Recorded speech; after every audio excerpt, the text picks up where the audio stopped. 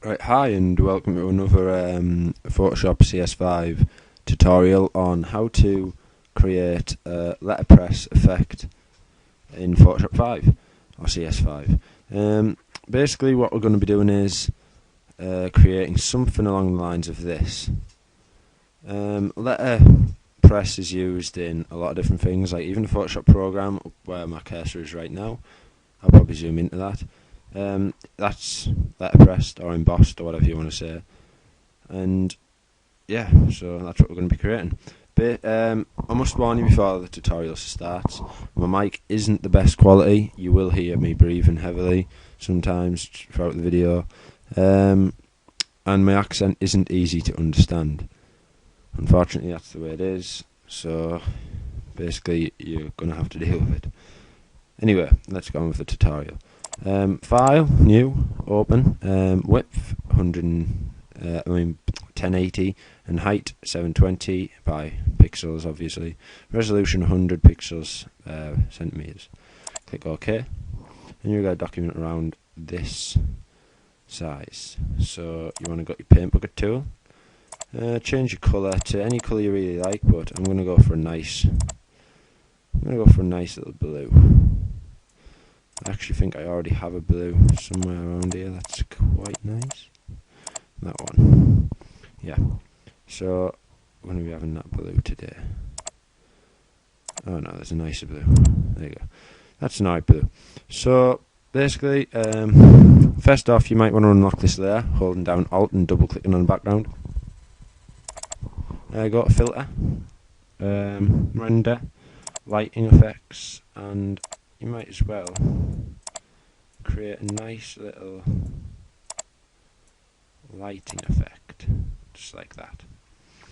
Put some text, a text box in using the text tool, which is here, and just let's type Photoshop, so PS.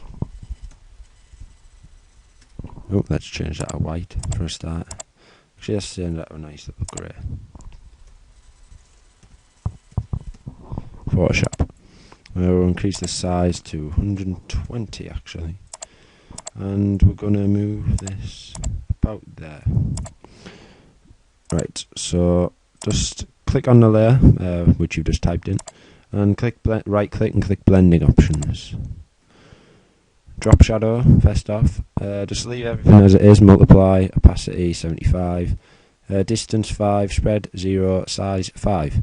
That will provide a good outline. Actually, you might want to put the opacity up to about 95. Right, so that's the drop shadow done. Inner shadow, this will create the letterpress effect. Just want to keep that on multiply or normal, either one's good. Put the opacity up. The distance, however deep you want it really. I think I'm going to go for about 6. Chalk, just basically the hardness of the shadow. The size, it's completely up to you. I normally keep it around 9. Sometimes I'll go lower and I'll put it about 8. Right, next is the gradient over there. Keep that as normal, but you can have it as multiply. Multiply works well, I assume. Many people do use multiply. But normal, I do like normal.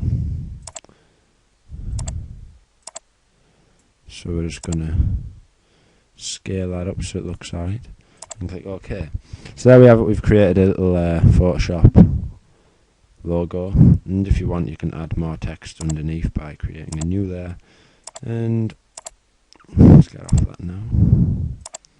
Just writing a new text box down there, and yeah, we can type into a new text there. Photoshop.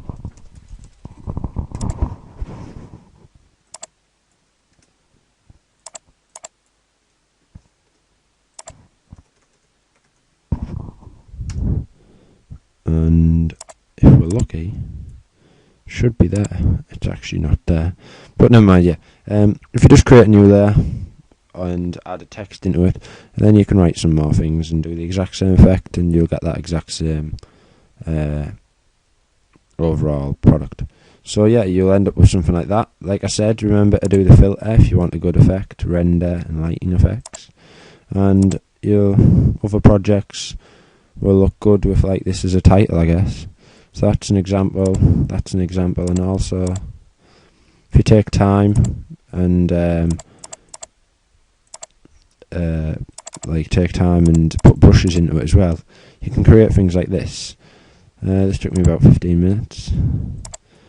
Mist, background, and a brush. So yeah, and that's basically it. So thanks for watching, subscribe, and more videos coming soon.